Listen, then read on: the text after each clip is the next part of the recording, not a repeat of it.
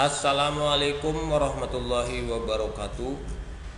Adik-adik siswa sekolah dasar yang berbahagia, mudah-mudahan di kesempatan kali ini semuanya masih dalam keadaan semangat terus untuk belajar dan belajar ya. Oh ya, di kesempatan kali ini di channel Kang Dadang Irama akan menyampaikan kegiatan berkaitan dengan mata pelajaran matematika ya. Pada kesempatan kali ini akan kita bahas tentang materi pokok macam-macam sudut. Perlu dipahami bahwa sudut itu dapat diklasifikasikan berdasarkan ukuran sudutnya ya. Berdasarkan ukuran sudutnya. Itu meliputi berikut ini. Yang pertama, kita akan pelajari tentang sudut siku-siku. Sudut siku-siku itu lebih dikenal dengan sudut tegak lurus yang besarnya adalah 90 derajat. Ini patokannya adalah ukuran sudutnya. Jadi sudut itu dikatakan sudut siku-siku jika besar sudutnya 90 derajat. Kalau dalam gambar di sini dua garis berpotongan, ini mendatar, ini tegak, menghasilkan tegak lurus, besar sudutnya 90 derajat ya. Kemudian yang berikutnya kita akan pahami tentang sudut lancip. Sudut lancip itu lebih dikenal dengan sudut runcing atau tajam. Besar sudut lancip itu kurang dari 90 derajat. Ini perlu diingat bahwa sudut lancip itu besar sudutnya kurang dari 90 derajat ya. Kalau dari gambar kita lihat awal dari sudut siku-siku, kemudian kita bagi dua. Yang di bawah besar sudutnya 30 derajat, kemudian yang di atasnya besar sudutnya 60 derajat. Kita hilangkan sudut 60 derajatnya, maka akan terbentuk sudut lancip yang besarnya 30 derajat. Sesuai dengan penjelasan bahwa besar sudut lancip itu kurang dari 90 derajat. Maka ini besar sudut 30 derajat bisa dikatakan sebagai sudut lancip ya. Berikutnya kita akan pahami tentang sudut tumpul. Sudut tumpul itu lebih dikenal dengan sudut rebah atau roboh.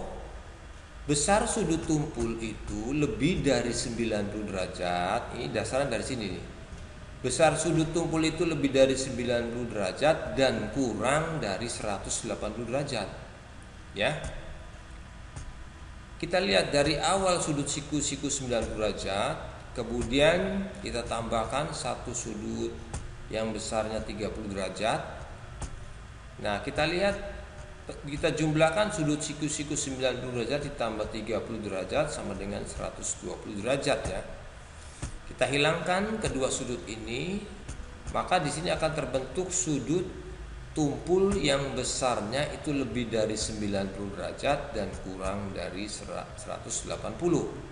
Di sini awalnya kan 90 ditambah 30 derajat, hasilnya 120 derajat. Maka besar sudut 120 derajat ini disebut sebagai sudut tumpul ya. Kemudian berikutnya kita akan bahas mengenai sudut lurus.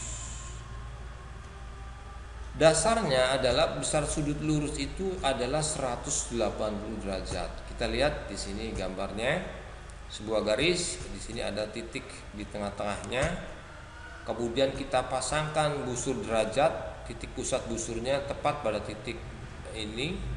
Kemudian kita hitung dari skala 0 derajat skala luar, dari 0 derajat terus berputar 80, 90, 100 terus sampai terakhir pas tepat pada garis itu 180 derajat.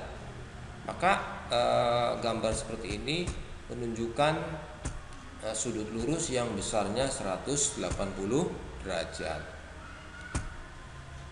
Kemudian berikutnya kita akan paham tentang sudut refleks. Sudut refleks itu dasarnya lebih dari 180 derajat dan kurang dari 360 derajat. Kita lihat di sini dari sebuah gambar, awalnya sudut 180, kemudian kita tambahkan lagi besar sudut 30 derajat. Kita jumlahkan 30 derajat ditambah 180 derajat sama dengan 210 ya. Nah, sudut 210 derajat itu lebih dari 180 derajat dan kurang dari 360. Maka ini dikatakan sebagai sudut refleks. Nah, untuk lebih jelasnya kita hilangkan sudut lurusnya, kemudian sudut 30-nya, dan kita tulis sudut refleksnya 210 derajat. Berikutnya kita akan pahami tentang sudut lengkap. Sudut lengkap itu, besar sudut lengkap adalah 360 derajat. Kita lihat gambarnya, berawal dari sudut siku-siku 90 derajat. Kemudian sebelah kirinya juga itu sudut 90 derajat, kita jumlahkan 180 derajat ya. Kalau pada pemahaman sebelumnya sudut 180 derajat itu berarti sudut lurus ya. Kemudian kita tambahkan lagi sudut 90 derajat, kalau dijumlahkan 270 menghasilkan sudut refleks karena besar lebih dari 180 derajat dan kurang dari 360 derajat. Berikutnya kalau kita jumlahkan sudut 90 derajat lagi, maka di sini satu putaran penuh kalau kita jumlahkan itu besarnya 360 derajat ya. Nah, kita hilangkan satu persatu seperti ini.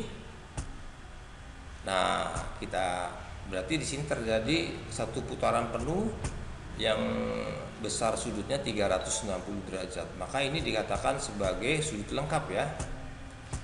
Demikian adik-adik penjelasan tentang macam-macam sudut, mudah-mudahan bisa dipahami dengan baik ya. Semoga ada manfaatnya. Wassalamualaikum warahmatullahi wabarakatuh.